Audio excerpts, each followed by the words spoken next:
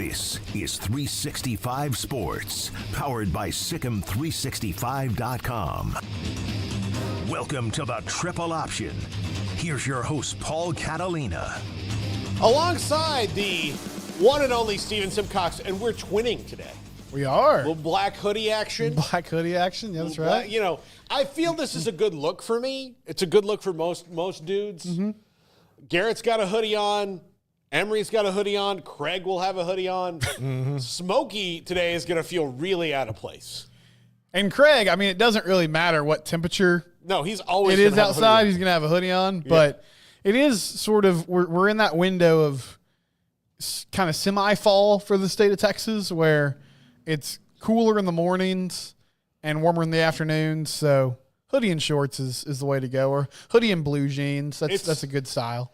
It's just very strange, right? It's just very. It is. Yeah. It's like it's a weird time of the year here in Texas, and I wish it would just be cold. I'm only going to be in this state for 2 more days after this one, and then I'm in Tennessee, where it will be legitimately like chilly, mild winter. Mm-hmm. Although 2 years ago, it was severe winter because there's severe winter everywhere. That was after the Armed Forces Bowl, and you know I've never been a total fan, as you know, of Amon Carter Stadium and the way that they run things there. There's always like one little thing that bothers me. Mm-hmm. Like forever, they've let people like. There's this whole like if you're facing the field, there's a whole left side of the press box that are people that are like grandfathered in of sitting in the press box, and they're not reporters. They're just like people who work there. Right. Stadium workers, maintenance people, that type of thing. And they cheer. They do. And it's just not done anywhere else. And it gets kind of annoying because you're not like supposed to have that in the press box. But like that's a minor thing. Mm-hmm. Like they finally now have put you into an entrance that like when the elevator opens, you're by the press box and not. They had the most circuitous route from media entrance to press box of anywhere ever. Because it's not like, it's a very nice stadium, but it's not like it's, Rose Bowl big. But like the way you'd walk around it, you'd feel like you were in the Rose Bowl or something like that. Have they moved visiting teams? I haven't paid a lot of attention the last few times I've been. Have they moved visiting teams into a room for media? No. It's still just that. It's still in an breezeway. Area. It's just an area. It's nothing. So when you're there, you might as well not use any. You can't use any of the post game sound because what is happening is the team is rolling up their stuff and leaving, and then above you can hear people walking and cleaning and talking. So you hear people like pounding. But that day was the worst one because we had this. It was 1 degree outside, max. Emery was outside the whole time, and his whole thing is he's looking at me right now like, oh yeah, you're a little bitch because you were outside for like 20 total minutes and not consecutively. I was outside for hours. Was he taking photos? Yeah, he was taking photos or video. Bad decision by you, Emery. Yeah. He and Jack were just, and like, again, miserable. Like we're all, like my hands never got warm the whole day from 1 o'clock in the afternoon until 9, 10 o'clock at night when we left. My hands were never warm. And that was even with gloves on. But there are 2 sides to the parking lot, main parking lot right outside. There's this side and there's that side. And the guy who was running the bowl committee said, look, nobody's coming. You can park up close. So I was like, great, awesome. So I pull in because of the way I'm coming in, it was closer that way. Well, the guy wouldn't let me in. And the guy on the other side was letting everybody in. So I got like the one dude who was like, no. They gave me a job. And I'm going to do it, by golly. And you are not getting in here over my dead body will you get in here.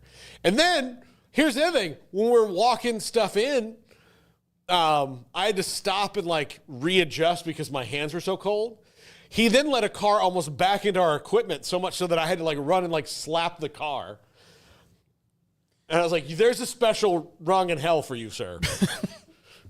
I remember that day because I took my kids to this event in my hometown, and I don't say this in a derogatory way. I'm just describing the people. The people that worked at this event looked like carnies. Like it was a then they were carnies. Yes, it was a traveling event. Yeah. Like they go city to city doing this Christmas festival type thing. Yeah.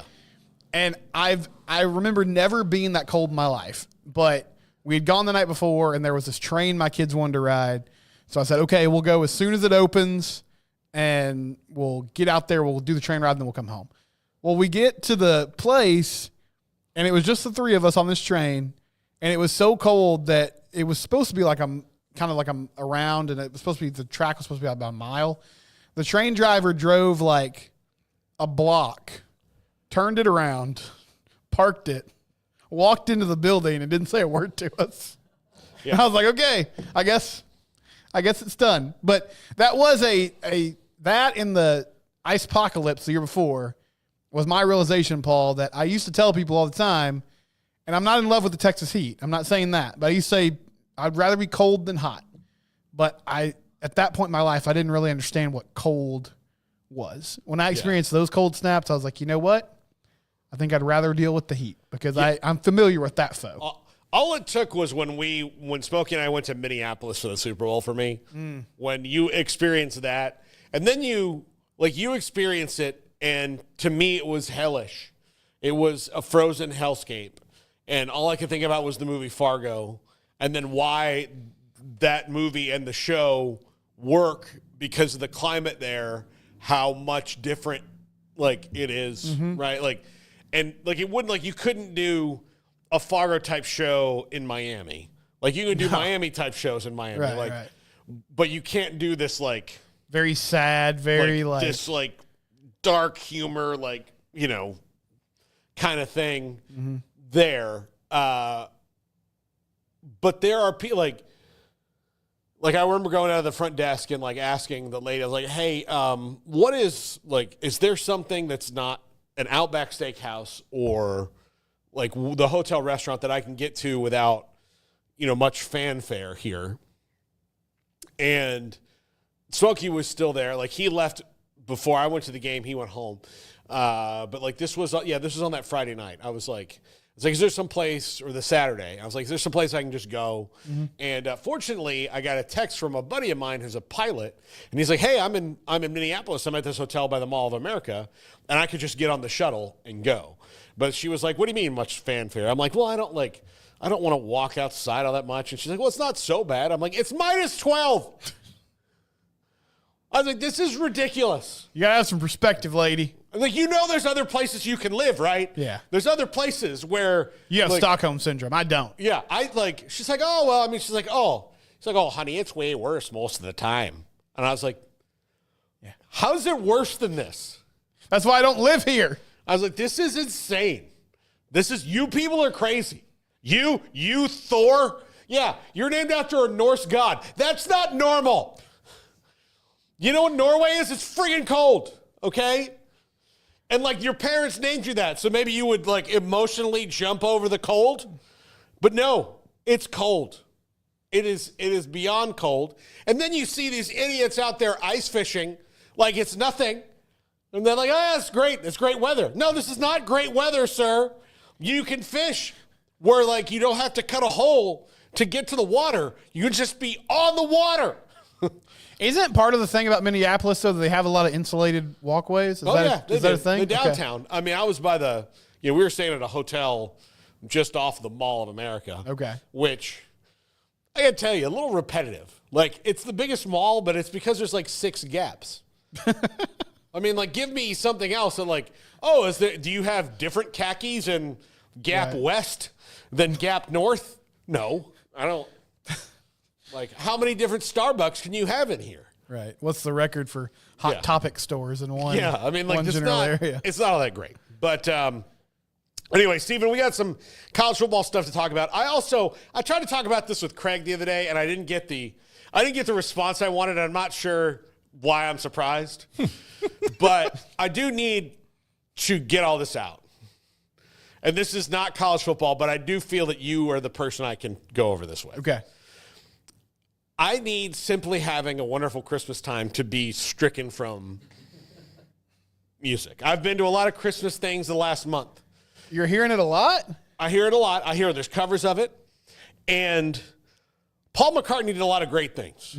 Okay, he's a Beatle, Wings, all that stuff. He's written beautiful, wonderful songs. Hey Jude gets me in my soul every time I hear it. It's beautiful. It's wonderful. My dad listened to that song on like over and over again before he went to Vietnam, and it really meant something to him. It really means something to me. But simply having a wonderful Christmas time is criminal.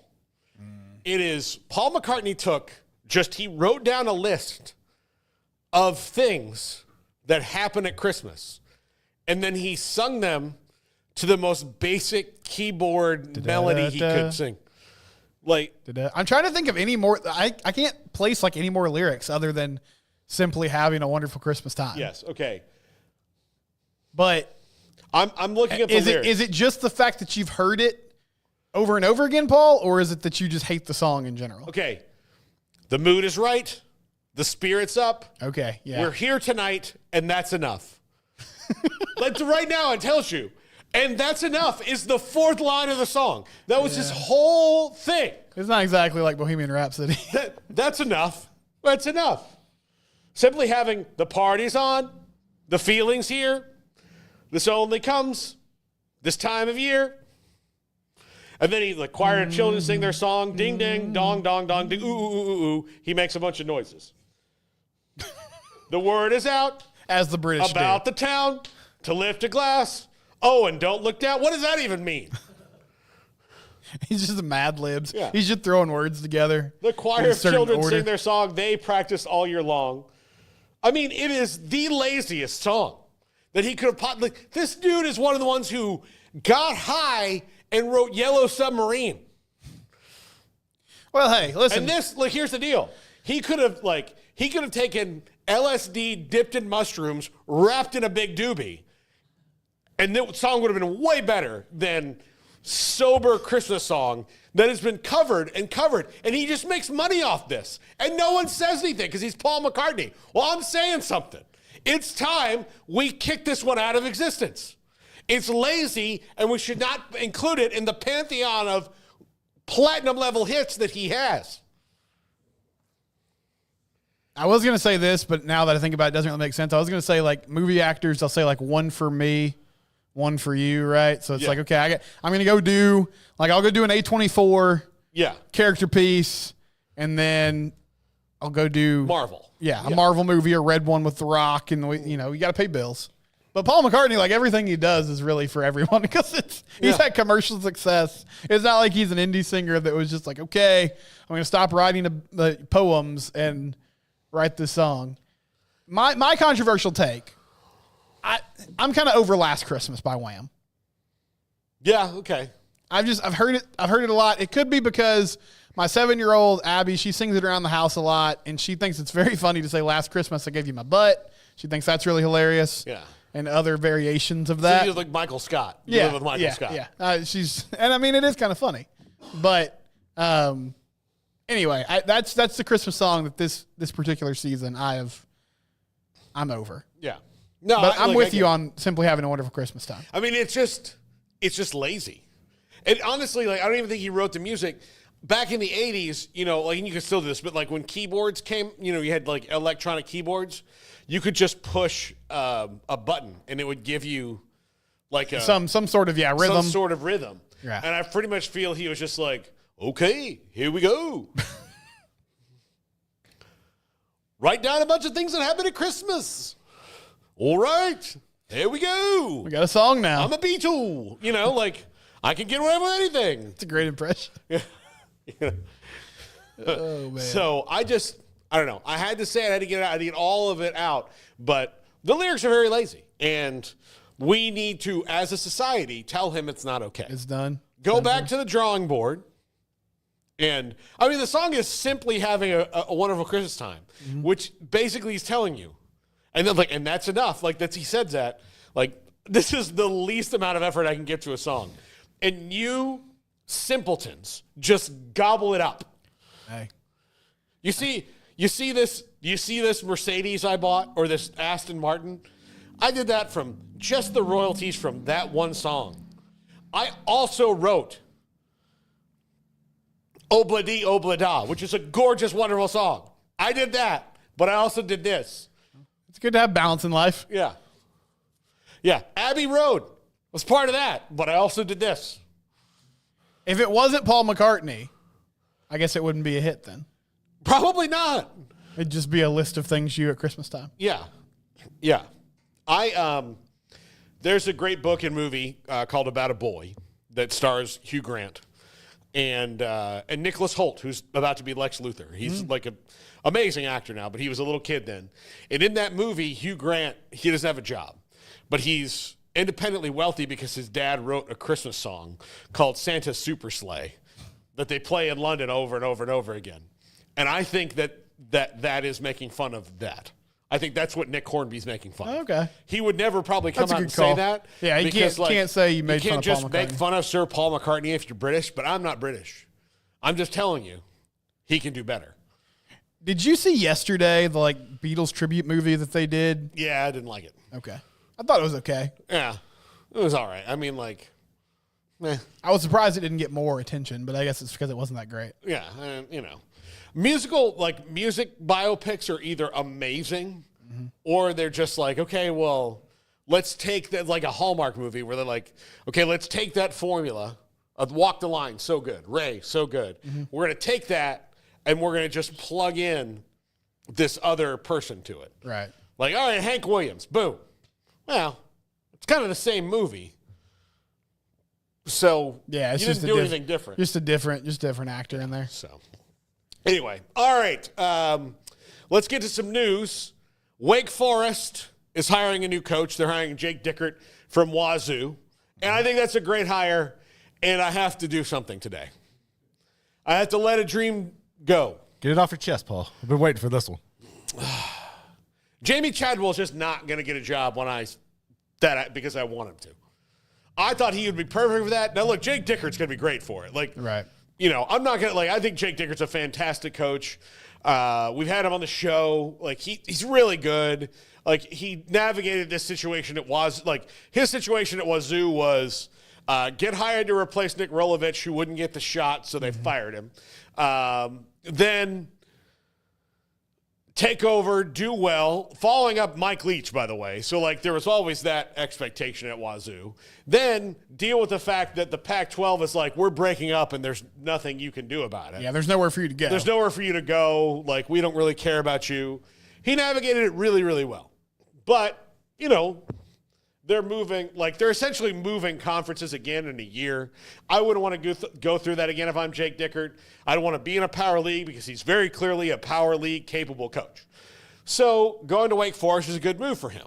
And I don't think he'll really be at Wake Forest more than 4 or 5 years before he moves up to a bigger power league job. He's really good, really fantastic. And so going to Wake, great move. But I've been on hiring Jamie Chadwell to the power level for 3 years now. About at least 3. Yeah. 3 years. Mm-hmm. And I thought maybe North Carolina would do it. No. I thought maybe West Virginia. No, let's go back to the past. Hey, UCF, give them a look. No. Scotty Frost. So here I am. I'm just letting the dream go. It's over. It's it may happen one day, but I can't promote it anymore because I think I'm hurting him more than I'm helping him at this point.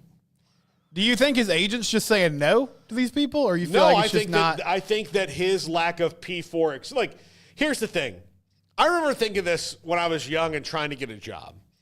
You'd look at a job and you're like, well, I can do that job. And they're like, oh, we 2 to 5 years experience. 2 to 5 years experience. So well, how can I get experience if you don't hire me? Yeah. How are you guys finding all these people awash in experience when you say you have 9 positions open? Mm-hmm.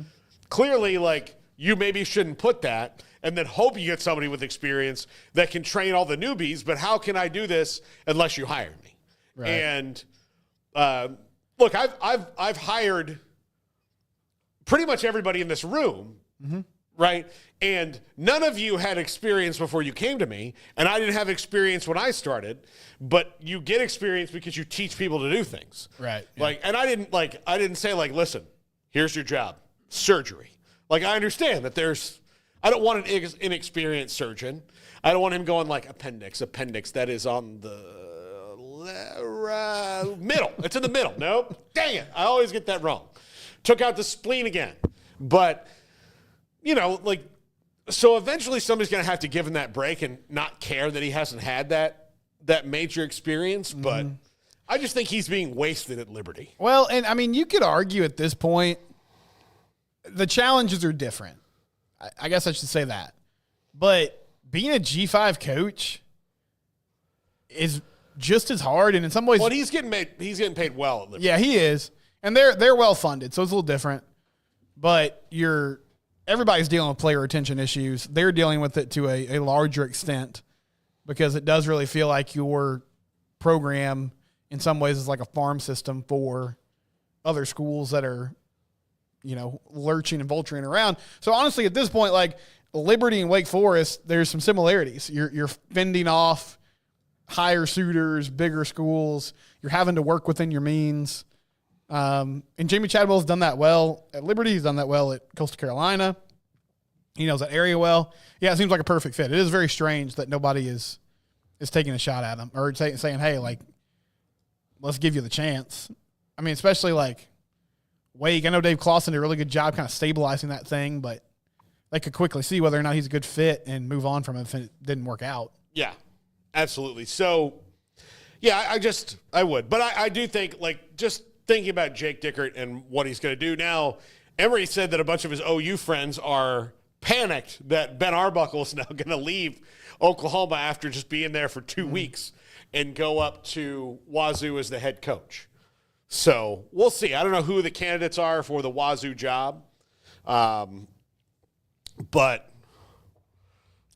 yeah, that'd be a weird move. I mean, I would understand it, but I don't know how great of a look that is if you immediately take a head coaching job after being named the DC there. But it would be a chance to take over your own program and work within that system and see what you can do. Yeah. If I'm Wazoo, I'm looking. I'm looking for somebody who is ready to deal with that transition of. It's not technically. It's a new conference. Like you're not moving, but you might as well be. I mean, you've got all these teams moving in. It's going to be a new thing. There's going to be a lot of PR responsibility, I think, for the coaches in that league for a year. Now, some of them have already been doing it to try to get into new leagues. But I would get somebody who can, deal with the pressure of, oh no, we think the Pac-12 is great. This is why we're good. Here's the numbers. Who can deal with that? Because you're now a G5. You're not a power league. As much as you want to say it, like they're never just going to give you that. Oh well, you were before, and you kept the name, so it was the name that made you the powerful, not the pieces of it. But I think that he's going to go and do great at Wake. And going into the ACC right now, there's no better time to go. Like the ACC and Big 12, there's no better time to be a head coach in those leagues. Yeah. Because who is lording over you right now? Now, look, Dabo Swinney took a transfer, and, like, that's a whole thing. Hey, congrats to him on that. Yeah. Oh, we'll talk about that next segment. But so that might change everything. I mean, he only took one so far. He might take a couple more, but and he took a wide receiver first, which I thought that was the position he didn't like. He thought he was perfect at getting, but watching guys not get open a bunch of the time, I'm sure has gotten to the point where like, okay, well, maybe I do need a veteran wide receiver or two. You can only pray over those guys so much. Like, welcome in from high school, kid. How's the prom? You're starting at Clemson. Good luck. Oh, did I earn this job? Yes, you did. Why? Because I will not. Because of some old-fashioned views, my friend. Because I will not take someone who didn't want to come here in the first place. That's right. If they wanted to go somewhere else, I will not. By the way, also, he didn't go. He got a guy from Southeast Missouri. He didn't get a guy from which I think is almost sometimes the better way to do it. He didn't go and get like Eric Singleton from Georgia Tech. He could have probably gotten in that business too. No. He's still gonna do Small Business Saturday which I respect. I do respect that part of it. But until he goes and gets somebody who could have also been at Alabama that told him no, like none of these guys, he didn't recruit any of these guys before. Like I know I'm going on, but no, I would love to be like Wake Forest. Dave Clawson's, competed and won the ACC. Jim Crow competed for the ACC. You can win there. You can win it at Wake Forest. You can win the ACC.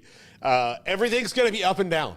Like I don't really think that Clemson or Florida State can have the same kind of chokehold. Like this year really opened my eyes. I thought that FSU after last year had they've got a corner on this. They're FSU. They're going to be no. That they can go from 13-0 to 2-10, and that Clemson can be good but not great. Like they're not scary. Like there's nothing scary about them.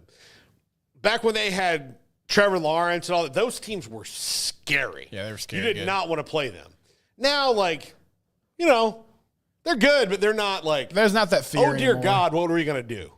And it's been brewing that way for a while. I remember when they lost, and I know Duke, Elko was still the coach, Riley Leonard was there, but them losing on that Thursday or Friday night to open the season against Duke last season, when their offense just couldn't do anything, was such a okay, this is a different world now for them. Yeah. All right, so I think Jake Dikert will do well. I think that he'll be competing for the ACC title. And look, there's a million teams in the league. Yeah. All you need, honestly, Pitt was in it until the last month. There were a bunch of teams in it until the last month because if you get the right schedule, you can be, 5-0 or 6-1 in the league before you have to play anybody who's better than you. And that's the case for any league. Look at A&M this year. A&M undefeated in the league until they finally ran up against some teams that could hang. Texas, I think, was very fortunate that the only two teams they played that could hang with them were Georgia and A&M, and they took it to A&M so much so early, they were in their head. Of course, they were in their head before that game started, but they were in A&M's head. But they won that game 17-7, so let's not pretend like it was 37-7. Yeah. It was 17-7. A&M had opportunities to make that a game and just failed. Texas stopped them, but also A&M failed at that. But Texas got kind of lucky with their schedule this year. Next year, maybe, it's the same schedule kind of flipped, but maybe they're not, like I said, got to go on the road for 4 games in a row in the SEC. Maybe they're just not as lucky. And luck is always part of it. No matter how good you are, there's always luck involved. There's a game that goes your way because of a call. Right. There's a fumble that you didn't lose because it went out of bounds that would have ended a game, right? There's these things that happen. Luck is very much involved. The scheduling part of it is a lot of luck. And as the conferences get bigger, look, Indiana, extremely lucky that the only A-plus team they had to play all year long was Ohio State. 2 years from now, they could have a team that might be better player for player, but they get Ohio State, Penn State, Oregon, and Michigan, and Washington all together. Yeah. And you're like, oh, crap. Not End up going to go 11-1 that 9-3 or schedule. something like that. Yeah. So just how it is. When we come back, let's talk about Dabo taking a portal player. I feel like as much as I've railed against him, I do need to give him credit where credit is due. So Paul gives Dabo Swinney credit coming up in just a second. This is the Triple Option. Another day, another blank page. I just can't seem to write anything good for my blog. I felt the same until I found blogfi.ai. It's like a content wizard that turns any media into a polished blog post. Ever thought your podcast could be read by people in Italy or Japan? BlogFi makes it happen. Not just translations, Jamie. You can choose from 8+ tones to match your style. Whether it's witty, formal, or casual, your blog will sound just right. From your YouTube videos to PDFs, even snapshots from your last trip. BlogFi.ai crafts SEO-optimized posts with the right meta tags and keywords. It's all about reaching your audience effectively. This is incredible, Taylor. The dashboard is so user-friendly. I'm already full of ideas. It's like night and day. My draft versus what BlogFi.ai suggests, there's just no comparison. And you're in good company. Many have turbocharged their blogging with BlogFi.ai. Just see what they're saying. Also, with YouTube Connect, you can sync your channel, bulk generate blogs, and even pinpoint sections of your videos to create targeted posts. So, it's not just about blogs? I can really get creative with my content on all fronts. That's a game changer for me. Absolutely. Why not start today? Head over to blogfi.ai and let's get those stories out there. The world's waiting. From global reach with 125 plus languages to crafting the perfect story in any tone, Blogify.ai is your all-in-one platform for unforgettable content creation. Blogify.ai. Empower your words, enhance your story, enrich your audience.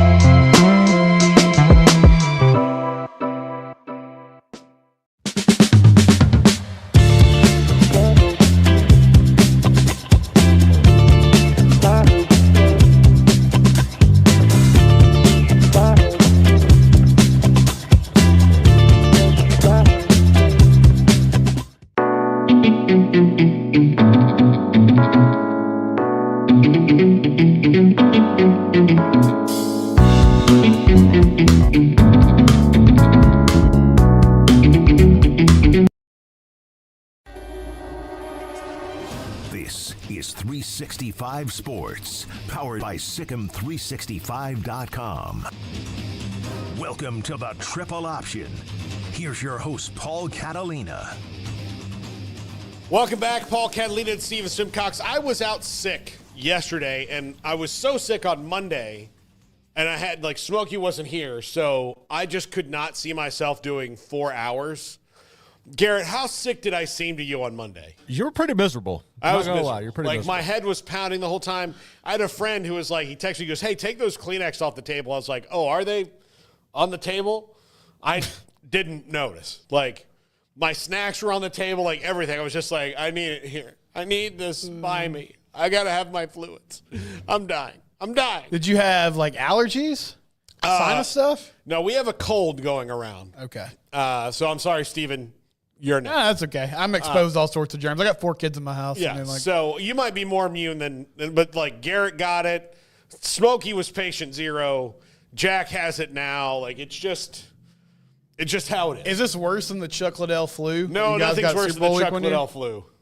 Nothing is worse than the Chuck Liddell flu that ripped through us. If I ever see that guy again, I'm going to give him a stern talk. Were you at the station when that happened, Garrett? I believe so. Yes. Yeah, because we were in San Francisco yeah. at the Super Bowl, and Chuck Liddell did an interview with us, and he was on his deathbed. He was oh, Paul would have rather Chuck punched him in the face that day than gave him this disease. It was a really good fight, and I beat him in 2 rounds, and it was a good kick I had. And, it was so bad, Garrett Q missed work for 3 days. Oh, damn. And I didn't even know that was possible. Yeah. Me either. But anyway, and here's the thing: Q, he came up and Q straight up bro hugged him and all that, and Yeah, might have kissed he was him. I don't sitting there. know. I was like, dude, this guy is really sick. He is really, really. Q and I were in the same hotel room, so it was it was all over. It was just all over, and. But yeah, I was like, God, he is really, really, really sick. He was, and it was good on him for doing it. All he had to do was just show up and let all of us see him from a distance and be like, you know what, don't come. That's all right. That's all right, buddy. Don't come over here. But we all got very, very sick from him. That's also such a pre-COVID thing too, showing up when you're sick and just fighting through it. Yeah. And people would be like, "Oh, that's admirable." Well, I mean, he was fighting through it because he was getting paid a lot of money Oh, to okay. do that. Yeah, that's probably true. I get why you were fighting through it. Showing up and fighting through it when you make no extra money, to me, is now a dumb thing to do, right? If I'm really sick and I'm not going to make any extra money, I'm not going to show up and fight through it. This is not a textile mill in 1910, I read up in Sinclair's The Jungle. I get how it works. No, it's dumb. Like you can live without me for a day or two. It's fine. And I'll be better. And then none of you will be as sick. So everybody wins in that regard. But yeah, no. Nothing also, the Chuck Liddell flu wasn't as bad as the shot girl stomach virus I got in New Orleans a couple years before that. Yeah, That was really bad. that was questionable. That was what you call a low point. That was not the most self-esteem I've had in my life at that point, you know? Well, we all learn from our mistakes. Yeah. You know, a 6 in a bikini walks up to you after you already had a couple drinks and says, you want to do a shot? And then she's okay. And then she puts it in her mouth and pours it into yours. Like from the thing. She didn't like spit it into my mouth like a bird. But like. Might as well have. Might as well have.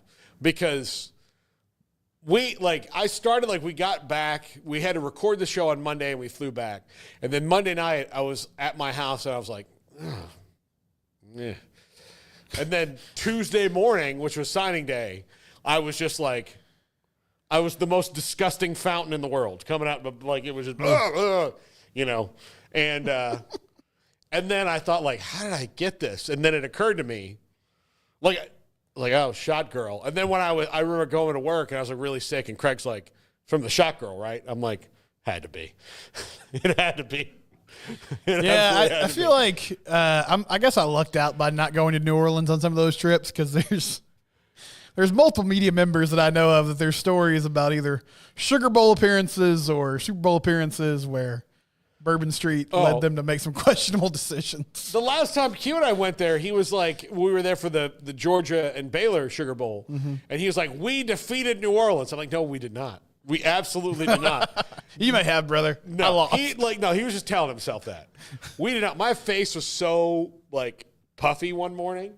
Like I did the thing where like the models do where you dump ice in the sink and just dump your face in it. Yeah, we were at like press conference and like I remember like Rule walks in and is like, dude. I was like, yeah, I know. I know. Blame him. Blame him. Blame him. Yeah, absolutely a problem. So, man,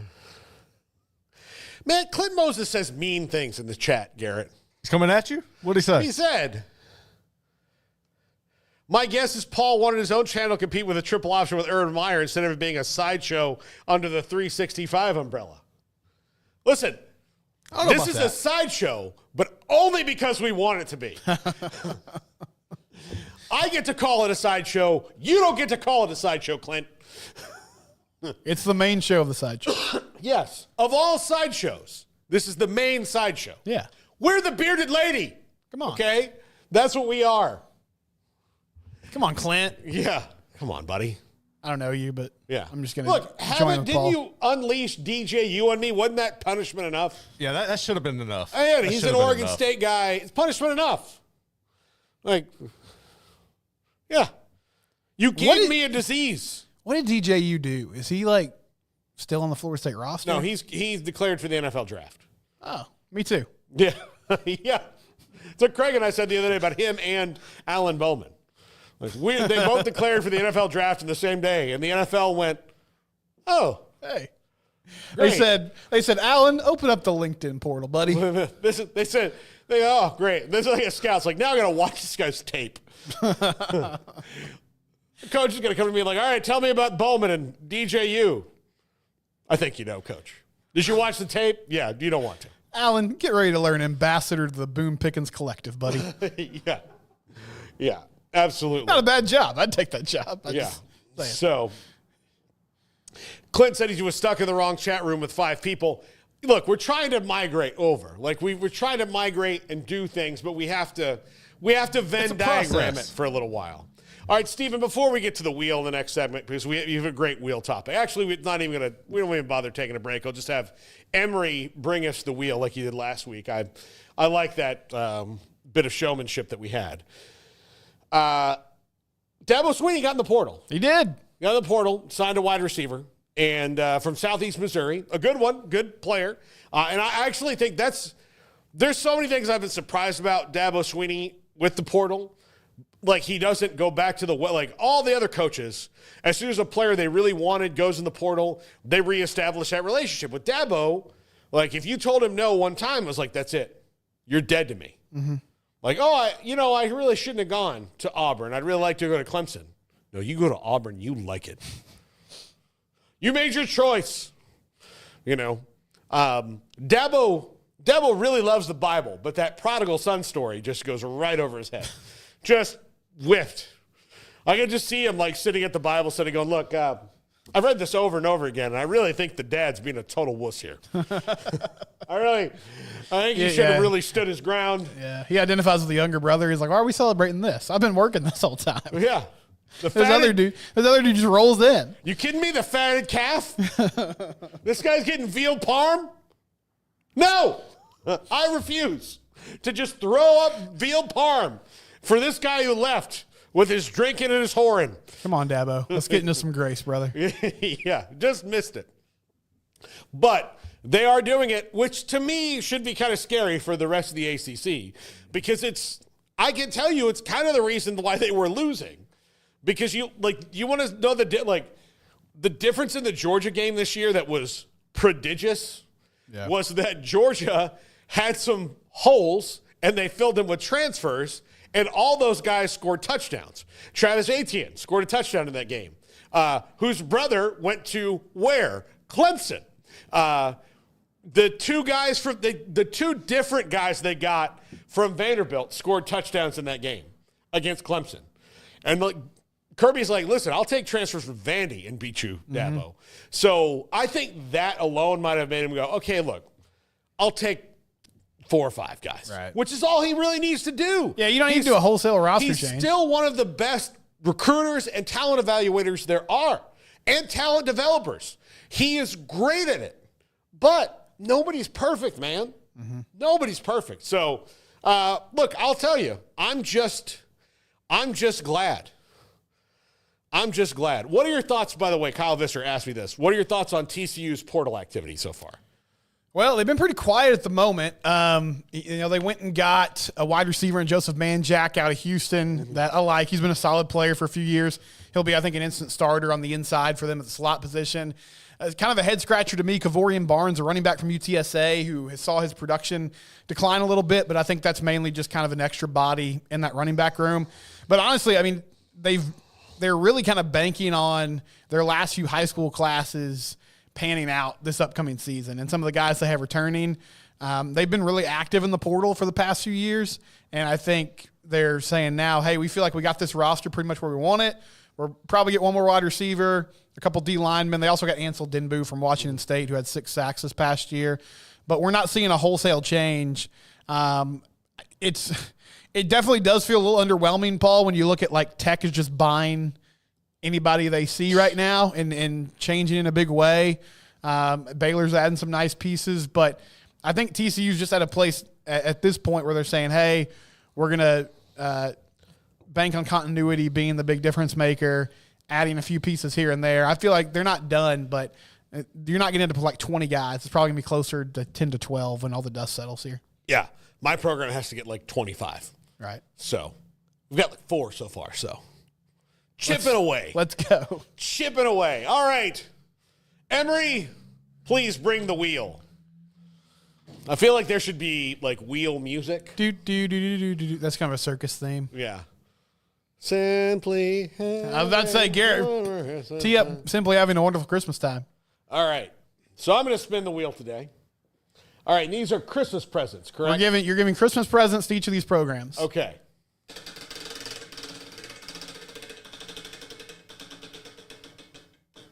And for those of you who have not seen it, Ole Miss. Ole Miss, here's what I'm going to give you. I'm going to give you a box of whatever it is you're missing. I don't know what it is. They went all in the portal. They're going all in again. I think Mikey Keene, a quarterback I really do like, is going to go visit there. I think he's going to be kind of their stopgap guy, although I thought they had a guy on the roster that they liked, but maybe they feel he's not ready. But whatever it is you're missing, Lane, that keeps you out of the SEC race and so far now out of the playoff race, a box of whatever it is you're missing. I'm going to give him a muzzle. Lane, Yeah. I love you, brother, but maybe just like take a break. Yeah. You know, send these jokes to a group chat. Yeah. Send your Reddit post about the polls to a group chat, not to Twitter every 10 seconds. Yeah. Just let your guys do your thing. Let it play out a little bit. Be a little quieter, buddy. Okay. Here we go.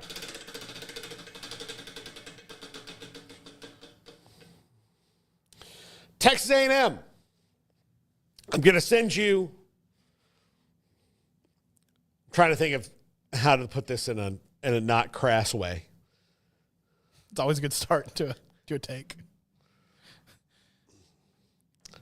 I'm going to send you some truck nuts. This is the best way I can do it because it's really the only way that you might be able to fool yourself into like not chasing all these other programs. Just be yourself, A&M. You started down the way, but listen, truck nuts are a dumb thing. They're not real nuts. Your truck doesn't really have balls. Also, thank you for explaining that to me. I was always confused. Also, just for the creator of truck nuts, or if you like them, if those are the nuts and the truck is the other part, then it's really disproportionate. Just saying. Fair point. You would go to the doctor and he'd be like, you got something wrong. we need to take you to a specialist right away. But like just something that can give you that sense of confidence that you need to get over your little brother syndrome. Are you saying they need to embrace their cringe? I think they need to embrace everything that they are. Okay. I think they need to stop trying to be somebody else. Okay. The thing that Texas has always been able to do, and I'm not saying I'm not giving, look, I gave Dabo Swinney a compliment. I don't need to give Texas a compliment today, although I think I will be pulling for Texas this weekend for the first time and probably the last time in my life. But I just don't want him to have things. That's why. But Texas has always been able to be exactly who they are. They're not trying to be anybody else. They're Texas, and that's it. They take it head on. Yeah. And the programs here are the most consistently good, which Texas in football has not been. But they are now, and probably because they have embraced, again, all right, let's be who we are in a realistic manner. Sometimes you can, like, be who you are and be too much of who you are. Like, they pulled back at least Steve Sarkisian pulled back the entitlement a little while. 2005 was the best and worst thing that ever happened to Texas because they won a modern championship, but then they thought, well, now we just get to win them all. And, like, you forgot how hard it was to get back and win that one. It took a once-in-a-lifetime quarterback for you to do that. Yeah. And they had some really good quarterbacks between national titles in that time, but not one that was as good as Vince Young to be able to do that. Mm-hmm. So A&M, for them, I'm just giving them just something to, get over the hump. To get over the hump. To, like, sometimes you got to trick yourself. And look, if you're a person with truck nuts, you're really tricking yourself a lot of the time. Just be yourself. The more you know. Mm-hmm. Yeah, I mean, I can't really follow that up. That was not the direction I thought you'd go at all. But I would say A&M's kind of already doing this. They need playmakers. They're chasing them. They're trying to get them in the portal. Yeah. And, I mean, defensively, they're pretty solid. You just have to have somebody who can take the top off the defense. Look, Mario Craver and Micah Hudson, if they both work out, that's going to be good. Really, it's going to be really good for them. So, all right.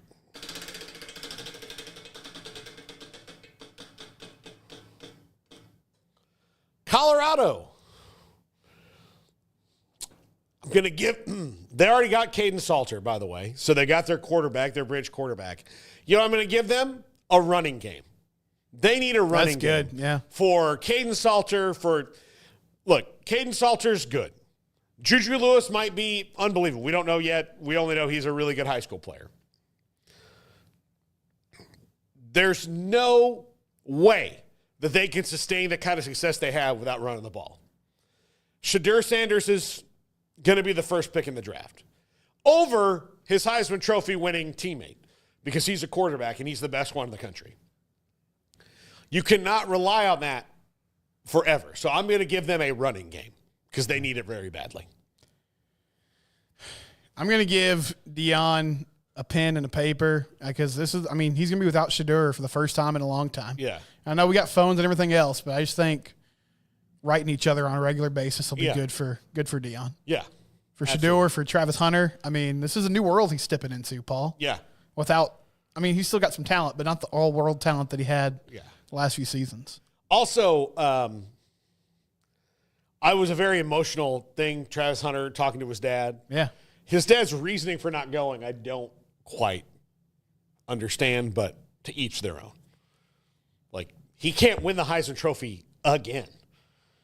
I mean, technically he could come back and do it again, but he's not going to win it again because he's going to be In the NFL. the second or third pick in the draft next year.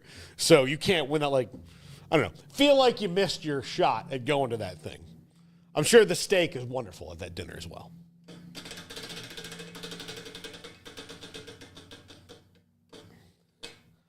LSU. I'm going to give you new general manager Garrett Ross. Let's go. That's what I'm going to do. Let's Garrett go. Ross is in charge of your program. He can bring Scarborough on if he wants. Yeah, Scarborough will come. And you can, and he will help you fix what's going on. He has a very realistic look at the program, and look, I maybe make him in charge of the entire program to where he can decide if Brian Kelly gets to stay or not. Like you can be the guy who's there for a year, and then Steve Woodward comes to you and goes, "All right, do we keep him?" And you probably say, "No, I know you," but you at least are going to give him a fair shot to learn some new things. I would say that's fair. I would give him an opportunity. I'm not necessarily guaranteeing he's going to stick around, but I might keep him around, but we'll see. Okay. Yeah, I'll give him a communication director with the caveat of don't let Brian Kelly talk to anybody. Just he doesn't get to talk to the media anymore. He doesn't need to really interact with players that much. Just scheme it up, Brian. We'll take care of, the human interaction piece. What he's really good at is the administrative stuff. Yeah. That's really one of the things that brought him in from Notre Dame is he's really good at that, like, top-down, like, getting that organizational flow chart going. Mm-hmm. But he's, as we saw at Notre Dame and now at LSU, he's good, he's not great. Like, he's good, he's not great. Yep. Yeah. Now, does that mean he can never become great? No, I hate to say that about anybody. You can become great. You just have to find that little window that you jump through. Mm-hmm. But sometimes you don't become great because you willfully do not see the window. Right. This is also something Jerry Jones can learn. When you willfully ignore the window, then you're going to be like, why am I not great? And you're like, well, I mean, there's been windows. Yeah. You just willfully ignored them.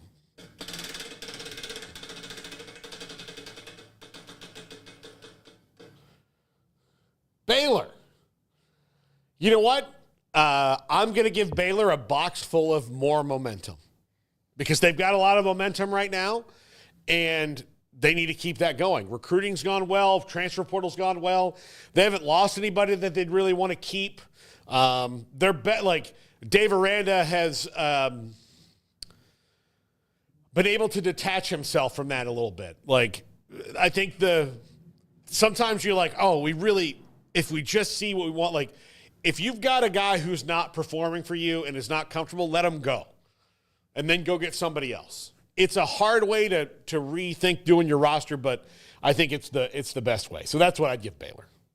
Yeah, I mean, I'd stick with that. Just kind of I guess don't change anything. And then they're working on it in the portal, but just some more juice on defense, some more playmakers. I feel like Dave took that unit over. He's trying to get them back to a place that was similar to what he did at LSU. It's just going to take some time. They figured the offensive part out of it, and now you got to get the other unit playing complementary football. Yeah.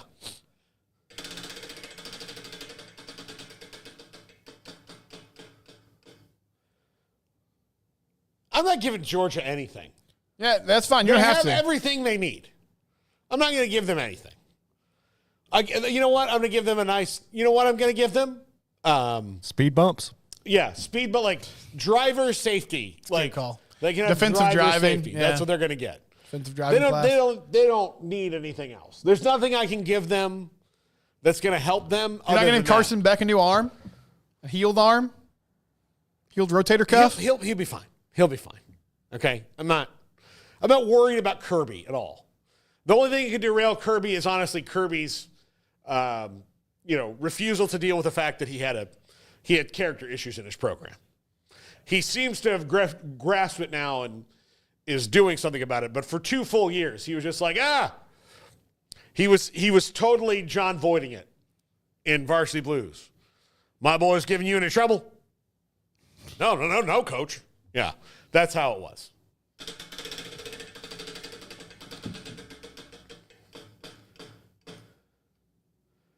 Nothing. I give Florida nothing. I give them nothing but spite. I don't know. I don't want to be this guy. It's the Christmas season. You're supposed to. No, you don't have to give them anything, Paul. I'll back you up on that. I don't want to give them There's anything. a team on this list I'm not going to give anything. This one, SMU? Yeah, they get a bucket of coal. Yeah. Nothing. I give them nothing. I'm going to give them an insider trading investigation into all these boosters. Send them back to the Stone Age. With Florida, here's what I'm going to do. If I got them in Secret Santa, I would just get them something from their own desk. Like, is this my pencil cup? Yeah. Merry Christmas, asshole. You repackage that clinic spot. Yeah, that's what it would be. Right there. All right, 2 birds with 1 stone. Yeah. SMU, you're not getting them I'm anything. not giving them a dang thing. Yeah. They don't need anything fancy from me, but I will give them a good, nice, emotional push to please go beat James Franklin. Beating James Franklin is a great thing. He is in the non-self-aware coaches club, of which I'm going to spin to Ohio State so I can get to that one next. But in the non-self-aware coaches club is James Franklin and Rhett Lashley, very self-aware. Awesome guy. Love Rhett Lashley. I know you don't, but I'll just tell you, love Rhett Lashley. Nothing against him, just people he associates with. Yeah. The people that pay him and all that. Yeah, I get it. He sold out. No, I'm not going to. But, yes, so please go win the playoff game. Ohio State. Here's the thing. I'm going to give Ryan Day the most Advil you can give a human being because if and when they lose this game to Tennessee this week, bad news. I kind of think they're gonna. I really do. I haven't made my pick yet.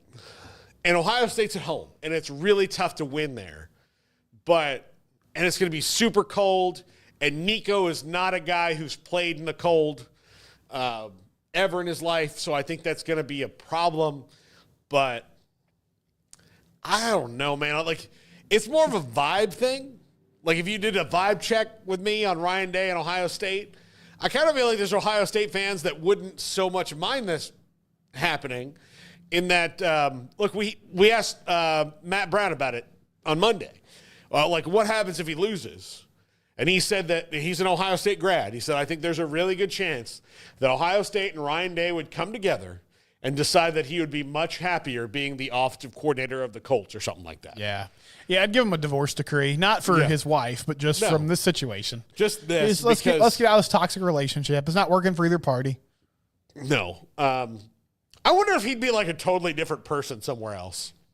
I doubt it. He seems pretty set in his ways. Yeah, but you ever meet someone who you didn't like them and you didn't really like the person they were with, but because of the social circumstance, you have to hang out with them. Right. And then the person that they were with that you didn't like more is gone. They break up with them. And then this guy comes in, you're like, you know what? Randy can party. Yeah, I could see. This guy's fun. I could see Ryan Day. Randy was. Sure. Yeah. I wonder if Ryan Day, say Ryan Day just winds up one day as the coach of, South Carolina or USC. USC might give it a job that's a good job, but without the Ryan Day at Oklahoma State. That would be a sitcom character going to Cabo and coming back with braids in the next episode. Yeah. He's just super chill. Yeah. Just suddenly is life. Hey, whatever happens, happens, man. Yeah, man. I'm just out here in Stillwater, Oklahoma. Heck yeah. It's like Yellowstone without the mountains. Let's do this. All right, let's see one more. Let's see. Who do I have to get to? Do I need to get to my we got Florida State on there if you want to give them State's something. on there. I think that's the last one with Boise State. It's the only one we haven't done. Florida State and Boise State are the only ones we haven't done. So for Florida, and Alabama. Alabama gets nothing. They've been too much. They're the Georgia boat. What would you give your alma mater, Paul? I would give them my expertise and my brain. I could fix this. Garrett, you think I could fix it? I mean, I'm in your corner, man. Thank you. Emery, you think I could fix it? Yeah. Andrew? Yeah. There we go. Okay. That's all I need. Is that it's always good to ask your yeah, sure. It's always good to ask your subordinates questions in pressure situations. Steven is a former subordinate. Would you? Yeah, I mean, yes, I think you do great, Paul. Yeah, I seriously do. Let's do it. Paul Catalina, general manager for FSU football. Yeah, no, I think I give them my expertise, my support, my platform of 63,000 subscribers. Actually, 75 if you count the 12,000 on the other channel. Yeah, so, Clint, 12,000 on the other channel, brother. Yeah, so. I mean, not that was built up by me. It was mostly JD and Josh, but still, it's people. Still counts. It's people. Still, yeah, exactly. Still counts. So I give them my brain and my expertise, something that since the 25 years I've been involved with that program, they have yet to tap into. You got a 10-second answer on Boise? For Boise State, I give them a clone of Ashton Genty. That's a good one. I give them a clone. We've been working on it in a lab. And here's the thing. When this one runs out of eligibility, we're just going to do it again? Yeah, and we're not going to multiplicity this. They're going to be not clones of clones. So you're not going to get the weird one that wears a boot on his head. Oh, good. You're going to get like a clone of Ashton Genty every time. He's volunteered. He's going to go in, and that's what you're going to have. Now, is it going to be Ashton Genty? No, because that would be easy for people to figure out. He'll have different names, and different numbers. Sure. But they'll be like, this guy's just like Ashton Genty. Like, I don't know how they keep finding him. But yeah, that's what I'll do for them. I will multiplicity. And like first part of, again, not going to make a clone of a clone. Mm-hmm. You're not going to have somebody going, I like pizza. She touched my baby, Steve. You won't have that. I love Multiplicity, this. Underrated movie, by the way. Thanks for getting us in the holiday spirit, Paul. Yeah, absolutely. So, by the way, Friday's top 5, Steven, just to tease it for 2 days, is why Die Hard is, in fact, a Christmas movie. Oh, that's the definitive reasons why. And then and it's not just because it takes place on Christmas. Like, I gave a deep dive. Emery has researched it for me, and he has backed up my claims. Once again, as I've learned from our former and now incoming president, having yes men around you can help you get a lot done. It really does, yeah. It really can help you get a lot done. That's going to do it for us. Today, we've got Jeff Traylor on the show. We also have several other people of varying expert levels, like Taylor McHargue, who is one of our favorite guests. He's on at 340. Cole Kubelik, ESPN college football analyst and big-time Auburn guy. He can give us some opinions on that. And our friend Zach Gelb, plus my top 5, which today is the naughty list. We have a naughty list and a nice list, and then why Die Hard. That's the rest of the week, the Die Hard one. So, Steven, I know you're a person who, since you're a real man who likes awesome things, that Die Hard's a Christmas movie. Great movie. Great Christmas movie. Yep. Yeah, it's a great Christmas movie. And so we're going to go through the definitive reasons why it is on Friday. But today, the naughty list. Who is on the naughty list for this year? And some of these people are. So, okay. Yeah, just to give you a little tease. That's going to do it for us. See you in an hour, everybody.